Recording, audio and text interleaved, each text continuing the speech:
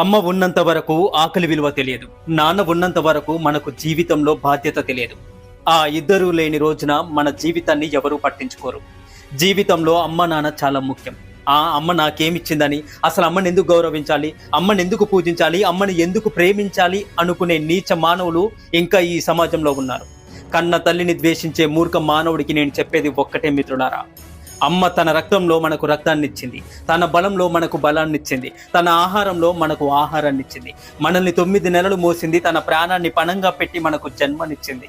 ఇంత చేసిన అమ్మకి వృద్ధాప్యం రాగానే ఎక్కడో మూలన ఒక మంచం వేసి ఒక అంటరాని దానిలా చూసే దుర్మార్గులు ఇంకా ఈ సమాజంలో ఉన్నారు.